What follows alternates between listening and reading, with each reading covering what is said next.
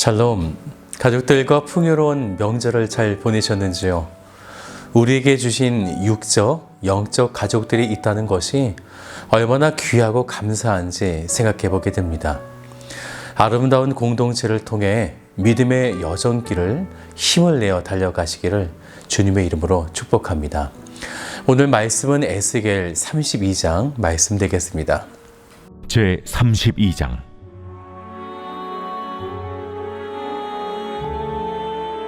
열두째 해 열두째 달 초하루에 여호와의 말씀이 내게 임하여 이르시되, 인자야, 너는 애굽의 바로 왕에 대하여 슬픈 노래를 불러 그에게 이르라. 너를 여러 나라에서 사자로 생각하였더니 실상은 바다 가운데의 큰 악어라. 강에서 튀어 일어나 발로 물을 휘저 그 강을 더럽혔도다. 내가 많은 백성의 무리를 거느리고 내 그물을 네 위에 치고 그 그물로 너를 끌어오리로다. 내가 너를 무태버리며 들에 던져 공중의 새들이 네 위에 앉게 할 것이며 온 땅의 짐승이 너를 먹어 배부르게 하리로다. 내가 네 살점을 여러 산에 두며 네 시체를 여러 골짜기에 채울 것이며 내 피로 내 헤엄치는 땅에 물개듯 하여 산에 미치게 하며 그 모든 개천을 채우리로다. 내가 너를 불끄듯 할 때에 하늘을 가리어 별을 어둡게 하며 해를 구름으로 가리며 달이 빛을 내지 못하게 할 것이며 하늘의 모든 밝은 빛을 내가 내 위에서 어둡게 하여 어둠을 내 땅에 베풀리로다. 내가 네 패망의 소문이 여러 나라 곧 네가 알지 못하는 나라들에 이르게 할 때에 많은 백성의 마음을 번뇌하게 할 것이며 내가 그 많은 백성을 너로 말미암아 놀라게 할 것이며 내가 내 칼이 그들의 왕 앞에서 춤추게 할 때에 그 왕이 너로 말미암아 심히 두려워할 것이며 네가 엎드러지는 날에 그들이 각각 자기 생명을 위하여 무시로 떨리로다. 주 여호와께서 이같이 말씀하셨느니라. 바벨론 왕의 칼이 내게 오리로다. 나는 내 무리가 용사 곧 모든 나라의 무서운 자들의 칼에 엎드러지게 할 것이며 그들이 애굽의 교만을 패하며 그 모든 무리를 멸하리로다. 내가 또 그 모든 짐승을 큰 물가에서 멸하리니 사람의 발이나 짐승의 굽이 다시는 그 물을 흐리지 못할 것이며 그때 내가 그 물을 맑게 하여 그 강이 기름같이 흐르게 하리로다. 주 여호와의 말씀이니라. 내가 애굽 땅이 황폐하여 사막이 되게 하여 거기에 풍성한 것이 없게 할 것이며 그 가운데의 모든 주민을 치리니 내가 여호와인 줄을 그들이 알리라. 이는 슬피 부를 노래이니 여러 나라 여자들이 이것을 슬피 부르며 애굽과 그 모든 무리를 위하여 이것을 슬피 부르리로다. 주 여호와의 말씀이니라. 열두째 해 어느 달 15째 날에 여호와의 말씀이 내게 임하여 이르시되, 인자야, 애굽의 무리를 위하여 슬피 울고 그와 유명한 나라의 여자들을 구덩이에 내려가는 자와 함께 지하에 던지며 이르라. 너의 아름다움이 어떤 사람들보다도 뛰어나도다. 너는 내려가서 할례를 받지 아니한 자와 함께 누울지어다. 그들이 죽임을 당한 자 가운데 엎드려질 것이며 그는 칼에 넘겨진 바 되었은즉 그와 그 모든 무리를 끌지어다. 용사 가운데 강한 자가 그를 돕는 자와 함께 수월 가운데서 그에게 말하며 할례를 받지 아니한 자 곧 칼에 죽임을 당한 자들이 내려와서 가만히 누웠다 하리로다. 거기에 아수르와 그 온 무리가 있으며 다 죽임을 당하여 칼에 엎드려진 자라. 그 무덤이 그 사방에 있도다. 그 무덤이 구덩이 깊은 곳에 만들어졌고 그 무리가 그 무덤 사방에 있으며 그들은 다 죽임을 당하여 칼에 엎드려진 자 곧 생존하는 사람들의 세상에서 사람을 두렵게 하던 자로다. 거기에 엘람이 있고 그 모든 무리가 그 무덤 사방에 있으며 그들은 다 할례를 받지 못하고 죽임을 당하여 칼에 엎드려져 지하에 내려간 자로다. 그들이 생존하는 사람들의 세상에서 두렵게 하였으나 이제는 구덩이에 내려가는 자와 함께 수치를 당하였도다. 그와 그 모든 무리를 위하여 죽임을 당한 자 가운데 침상을 놓았고 그 여러 무덤은 사방에 있으며 그들은 다 할례를 받지 못하고 칼에 죽임을 당한 자로다.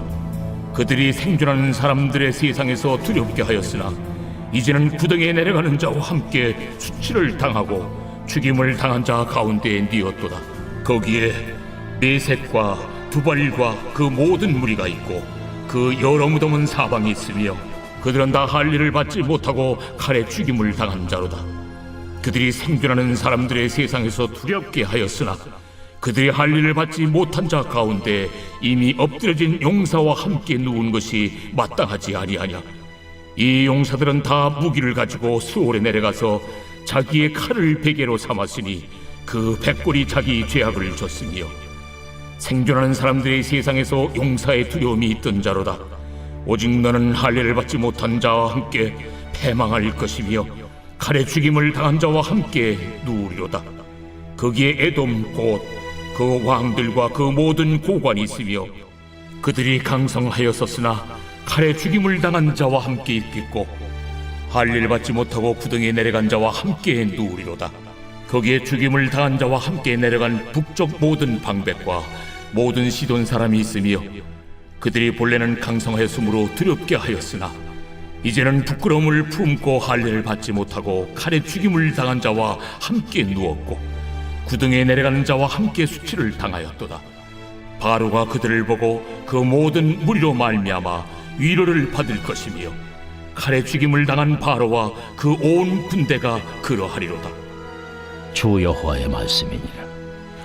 내가 바로로 하여금 생존하는 사람들의 세상에서 사람을 두렵게 하게 하였으나 이제는 그가 그 모든 무리와 더불어 할례를 받지 못한 자 곧 칼에 죽임을 당한 자와 함께 누이리로다. 주 여호와의 말씀이니라. 남유다가 멸망한 이후에 하나님은 주변의 7개의 나라에 대해서도 심판을 예언하시게 되어지는데요. 에스겔 29장부터 32장까지는 애굽에 대한 오늘 특별히 32장에는 5번째와 6번째 심판의 예언을 말씀하시게 되는데 1절을 보니까 이렇게 말씀을 시작합니다. 12째 해 12째 달 초하루에 이렇게 날짜가 기록되어져 있는데요.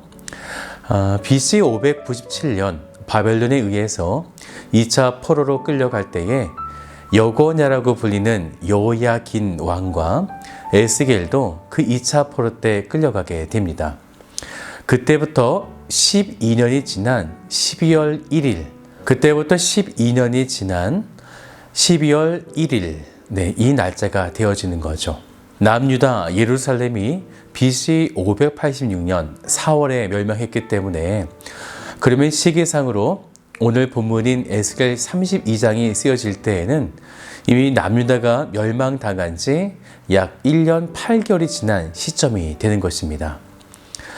남유다가 멸망한 지 1년 8개월이 지났을 때 당시 예루살렘의 분위기는 예레미야 47장을 보면 알 수 있는데요. 당시에 유다의 총독으로 왔었던 그데랴가 군대 장관 이스마엘에게 살해가 되어지고 그때 또 군대 장관 이스마엘도 자결하게 되어지죠. 이때 그데랴를 보호하지 못했던 요하난이 바벨론에 의해서 혹시 죽임을 당하지 않을까 이런 두려운 마음을 가지고 예레미야가 끝까지 만류했음에도 불구하고 백성들이 이끌고 애굽으로 도망가게 되어집니다. 그때 그 시기가 오늘 에스겔 32장의 배경이 되어지는 거죠.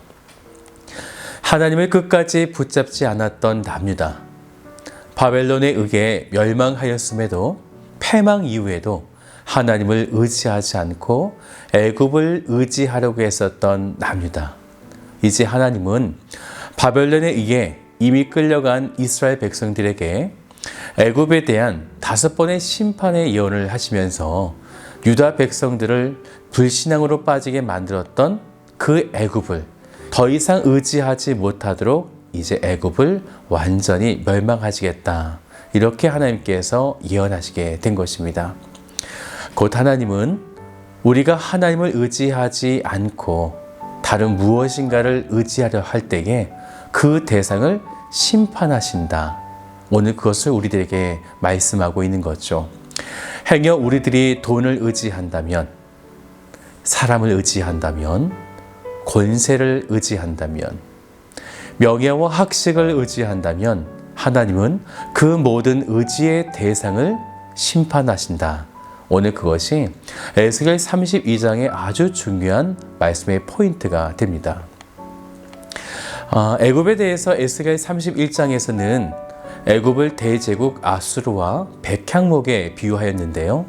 오늘 에스겔 32장 1절부터 16절까지는 29장에 기록한 첫 번째 예언이었던 나일강의 악어로 바로 왕을 비유하고 있습니다. 이때 하나님은 에스겔에게 애굽 왕 바로에 대하여 슬픈 애가를 부르라 이렇게 말씀하시는 거죠. 그 첫 번째 내용은 애굽 왕 바로는 사자가 아니라 사실 악어였다라는 거죠. 우리가 2절을 좀 같이 볼까요?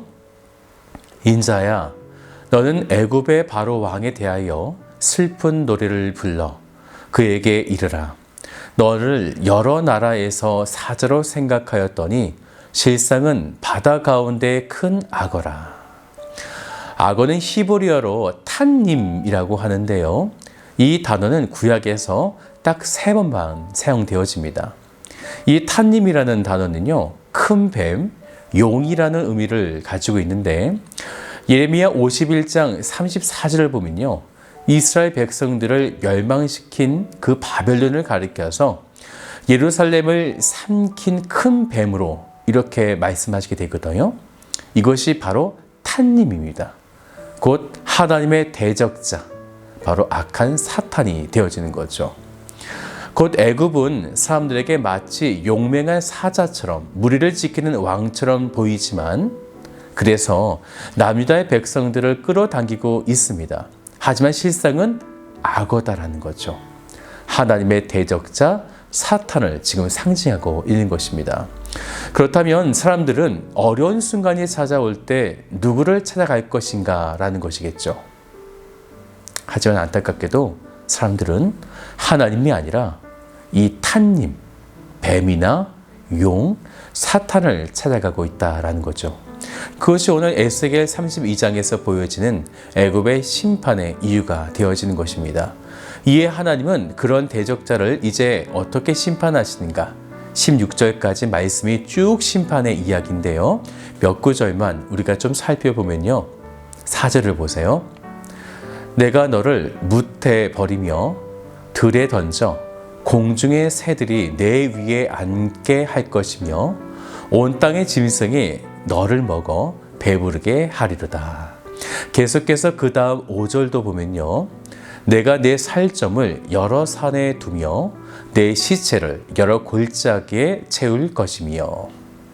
이제 하나님은 에스겔에게 17절부터 32절까지 바로와 그의 나라가 심판이라는 멸망을 당할 때에 누구와 함께 할 것인가? 이미 죽음을 경험했었던 일종의 공동 운명자들이 함께 있을 것이다. 이렇게 말씀하시게 되거든요. 19절을 볼까요? 이르라, 너의 아름다움이 어떤 사람들보다 뛰어나도다. 너는 내려가서 할례를 받지 아니한 자와 함께 누울지어다. 할례를 받지 아니한 자, 구약에서의 할례는 하나님이 구원이 임하였다, 이런 상징적인 약속이 되어지거든요. 그런데 그것을 받지 아니한 다른 나라들과 함께 이제 수월이라고 하는 죽음, 그곳에 애굽이 함께 누울 것이다. 이렇게 6번째 심판을 예언하시게 됩니다. 우리가 22절도 볼까요? 거기에 아수르와 그 온 무리가 있으며 다 죽임을 당하여 칼에 엎드러진 자라. 그 무덤이 그 사방에 있도다. 이들만 있는 것이 아니었어요. 그 죽음의 수월이라는 곳에는 24절도 보면요, 거기에 엘람이 있고 그 모든 무리가 그 무덤 사방에 있으며 그들은 다 할례 받지 못하고 죽임을 당하여 칼에 엎드려 지하에 내려간 자로다. 그 외에 메섹과 두발, 에돔과 시돈에 대하여 하나님은 동일하게 말씀하시게 됩니다. 이들 모두가 다 이미 죽음과 심판을 통해 이미 무덤에 묻힌 자들인데 애굽이 이들과 함께 묻힌다라는 것입니다. 이때 애굽 왕 바로 어떤 마음을 가지게 될까요? 31절을 보면 이런 말씀이 있습니다. 바로가 그들을 보고 그 모든 무리로 말미암아 위로를 받을 것이며 칼에 죽임을 당한 바로와 그 온 군대가 그러하도다. 주 여호와의 말씀이니라. 위로라는 표현은요, 히브리어로 위로라는 뜻도 있습니다. 그런데 후회라는 뜻도 있습니다. 자신과 같은 처지에 놓인 나라들을 보면서 같이 죽었구나, 나만 죽은 것이 아니구나, 이렇게 위로도 받을 수 있지만 또 한편으로는 후회도 한다는 것입니다. 그런데 이런 그들을 쫓아가고 의지했었던 남유다의 사람들, 그리고 이 시대의 우리들, 하나님이 왜 그들을 멸망시켰는지 보이십니까? 하나님은 당신의 택한 백성들에게 제대로 보여주길 원하십니다. 하나님을 의지하지 않고 다른 것을 의지했을 때에 그 의지의 대상의 결과가 어떤 것인지를 하나님은 분명하게 우리에게 가르치시고 보여주시고 계신 것입니다. 그렇다면 지금 이 시대에 우리가 무엇을 의지해야 하는가? 무엇을 바라보아야 하는가? 분명하게 보이십니까? 사랑하는 여러분, 우리의 시선은 늘 하나님께 있어야 합니다. 하나님은 천지를 만드시고 창조하시며 다스리시고 우리를 구원하시는 하나님이십니다. 다른 시선과 환경에 우리의 눈을 빼앗기지 마시기를 주님의 이름으로 축복합니다.